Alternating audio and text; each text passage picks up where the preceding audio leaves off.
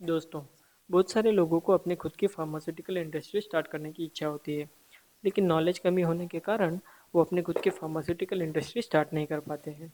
आज हम वही चीज़ों के ऊपर डिस्कस करेंगे कि अपनी खुद की फार्मास्यूटिकल इंडस्ट्री कैसे सेटअप करें। फार्मास्यूटिकल इंडस्ट्री सेटअप करने के लिए आप अगर फार्मासिस्ट हो या फिर आप एमआर हो या फिर एबीएम हो या जेडएसएम हो, तो आप अपनी खुद की फार्मास्यूटिकल इंडस्ट्री सेटअप कर सकते हैं। फार्मास्यूटिकल इंडस्ट्री सेटअप करने के लिए आपको 5-6 चीज़ों की ज़रूरत होती है जो आपको पूरा करना पड़ता है। पहली तो बात, आपको आपका कंपनी का रजिस्ट्रेशन कराना पड़ता है। कंपनी का रजिस्ट्रेशन आप पार्टनरशिप बेसिस पे कर सकते हैं, प्रोप्राइटरशिप बेसिस पे कर सकते हैं या फिर आप प्राइवेट लिमिटेड बेसिस पे कर सकते हैं। दूसरी बात, आपको उसका जो प्रीमाइसेस लगेगा वो प्रीमाइसेस के आपके फर्निशिंग करने पड़ती है या फिर फिनिशिंग करनी पड़ती है, जैसे कि आप अपना आपका खुद का ऑफिस सेटअप कर सकें और आपके जो मेडिसिन जो बने हैं वो उसके लिए वो एक वेयर हाउस का काम भी कर सके। आपको अगर अधिक जानकारी चाहिए कि आपकी कैसे फिनिशिंग करें या फर्निशिंग करें, आपका प्रीमाइसेस कैसा हो, आपके कंपनी का रजिस्ट्रेशन कैसे हो, तो आप हमारी वेबसाइट के ऊपर भी विजिट कर सकते हैं। हमारा वेबसाइट का नाम है www.startpharmaccompany.in। अगर आपका प्रीमाइसेस अभी रजिस्ट्रेशन होने के बाद में प्रीमाइसेस आपका हो गया, तो उसके बाद में आपको ज़रूरत पड़ता है तो ड्रग लाइसेंस की। हर मार्केटिंग कंपनी को सेटअप करने के लिए आपको ड्रग लाइसेंस लेना ज़रूरी होता है। ड्रग लाइसेंस कौन सा हो वो आपके मॉलिक्यूल के ऊपर डिपेंड होता है कि आप कौन सा मॉलिक्यूल मार्केट में लॉन्च कराना चाहते हैं। तीसरी बात, आपको जीएसटी के लिए अप्लाई करना पड़ता है। इंडियन गवर्नमेंट ने जीएसटी के लिए मैंडेटरी कर दिया है, तो आपको जो टैक्सेशन के लिए जो भी चीज़ें लगेगी, आप किसी को भी मेडिसिन जो बेचेंगे तो वो बेचने के बाद आपको टैक्सेशन के लिए आपको जीएसटी नंबर होना ज़रूरी होता है। या फिर आप कहीं से भी थर्ड पार्टी से अगर मैन्युफैक्चरिंग करवा के लेंगे, तो मैन्युफैक्चरिंग के लिए जो टैक्स का ट्रांजैक्शन लगेगा वो आपको जीएसटी द्वारा ही कराना पड़ेगा। ये सब चीज़ें होने के बाद आपको एक कॉम्पिटेंट स्टाफ हायर कराना ज़रूरी होता है। जो स्टाफ है वो अपने जो मार्केटिंग बिजनेस का बेस होता है, तो ऐसा स्टाफ हायर करने का कि जो अपने मार्केटिंग के लिए उसको एक्सपीरियंस हो।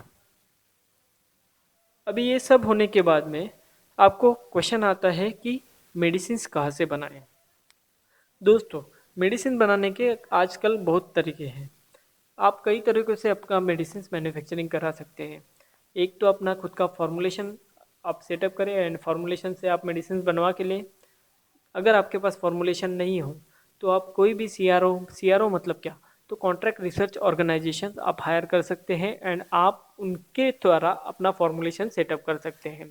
अभी कॉन्ट्रैक्ट रिसर्च ऑर्गेनाइजेशन से आप अगर आपका खुद का फॉर्मूलेशन सेटअप करना चाहते हैं तो उसके लिए काफ़ी पैसा लगता है एंड टाइम भी ज़्यादा लगता है, क्योंकि उसका एक एक मेडिसिन आपको इसका स्टेबिलिटी वगैरह जो भी है प्रोसेस आपको कराना पड़ता है। उसको कॉन्ट्रैक्ट रिसर्च ऑर्गेनाइजेशन से कैसे आप फॉर्मूलेशन बनाए, हम लोग एक टॉपिक में अलग से वीडियो में डिस्कस करेंगे, क्योंकि वो टॉपिक काफ़ी वास्ट है।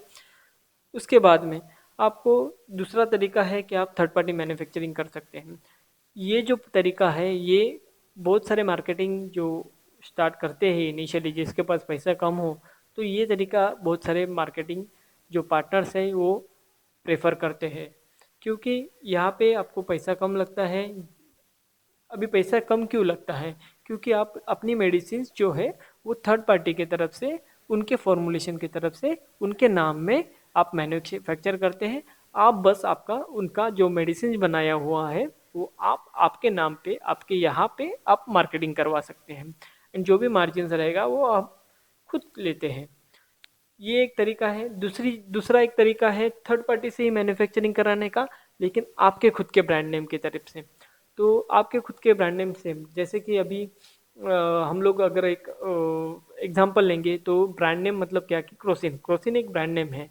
उसका जो जेनेरिक नेम है वो पैरासीटामोल है।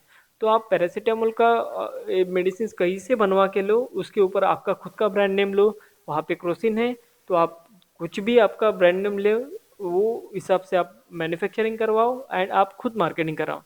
हाँ, लेकिन ब्रांड नेम के लिए आपको आपका खुद का ट्रेडमार्क रजिस्ट्रेशन कराना जरूरी होता है। ट्रेडमार्क रजिस्ट्रेशन कैसे करेंगे हम लोग फिर से उसके लिए एक अलग वीडियो बनाएंगे एंड आपको बताएंगे डिटेल में प्रोसीजर कि आपका ट्रेडमार्क कैसे रजिस्टर कर किया जाता है। ट्रेडमार्क के रजिस्ट्रेशन क्या प्रोसीजर होती है। तो ये एक इंटेलेक्चुअल प्रॉपर्टी राइट्स का एक पार्ट होता है, आपको लीगली सब जाना पड़ता है। कुछ भी ब्रांड नेम जो है वो आप कई कंपनी से मैच नहीं होना चाहिए। सो ये काफ़ी चीज़ें होती हैं, हम लोग उसको बाद में डिस्कस करेंगे। दोस्तों फिलहाल हम इतना ही बताएंगे, इसके बाद में अगर आपको और कोई चीज़ों की जानकारी हुई चाहिए तो आप हमारे यहाँ पे सब्सक्राइब बटन को क्लिक करें। उसके बाद में नीचे दिए हुए बेल पे क्लिक करके आप हमारे वीडियोस के अपडेट्स पा सकते हैं। Thank you.